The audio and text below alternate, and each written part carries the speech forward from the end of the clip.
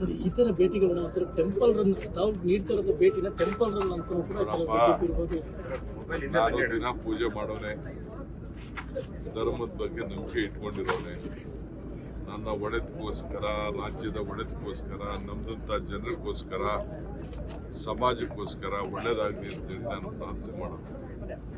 Temple ಎಲ್ಲ ಮುಚ್ಚಿಬಿಡಿ, ಮತ್ತೆ ನೀವೆಲ್ಲ ಸೇರ್ಕೊಂಡು.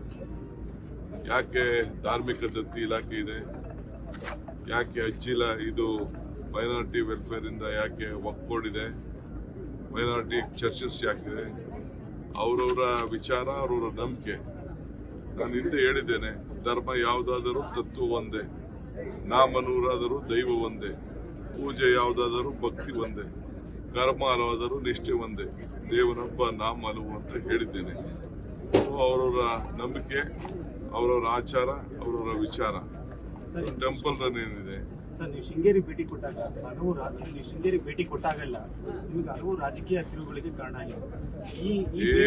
ನನಗೆ ಯಾರು ತಲೆ ಕೆಡಿಸ್ಕೊಳಕ್ ಹೋಗ್ಬೇಡಿ. ಯಾವ ರಾಜಕಾರಣ ತಿರುವಿನ ಅವಶ್ಯಕತೆ ಇಲ್ಲ.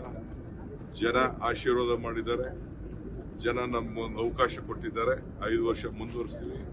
ಎಲ್ಲರ ಮಾತು ಗೌನ. ಪಕ್ಷ ಏನ್ ಹೇಳ್ತದೋ ಆ ರೀತಿ ಕೆಲಸ ಮಾಡಿಕೊಂಡು ನಾನು ಮುಖ್ಯಮಂತ್ರಿಗಳು ಹೋಗುವಂತ ಕೆಲಸ ನಾವು ಮಾಡ್ಕೊಂಡು ಹೋಗ್ತೀವಿ. ಕೆಲವು ಕಾರ್ಯಕರ್ತರು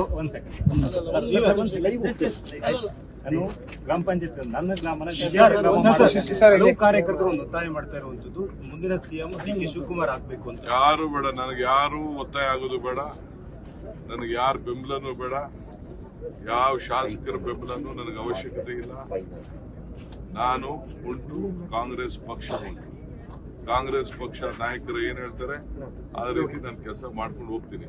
ನನಗೆ ಕಾರ್ಯಕರ್ತರು ಕೂಗುದು ಬೇಡ, ಶಾಸಕರು ಕೂಗುದು ಬೇಡ, ನನ್ನ ಬೆಂಬಲಕ್ಕೆ ಯಾರು ನಿಂತ್ಕೊಳ್ಳೋದು ಬೇಡ. ನನ್ನ ಡ್ಯೂಟಿ, ನನ್ನ ಕರ್ತವ್ಯ ಮಾಡ್ತೀನಿ. ಹೈಕಮಾಂಡ್ ಯಾವಾಗ ತೀರ್ಮಾನ ಮಾಡಿ? ಅರ್ಥ ಆಯ್ತಾ? ಹೈಕಮಾಂಡ್ ಯಾವಾಗ ಕರ್ಮಣ್ಯೇ ವಾಧಿಕಾರಸ್ತು ಮಾಫಲೇಸು ಕದಾಚನ. ಮಾಡೋ ಪ್ರಯತ್ನ ಎಲ್ಲ ಭಗವಂತನ ಮಾಡೋಣ, ಫಲ ಭಗವಂತ ಕೊಡ್ತಾನೆ. ಸರ್, ಹೈಕಮಾಂಡ್ ಯಾವಾಗ ತೀರ್ಮಾನ ಕೊಡುತ್ತೆ?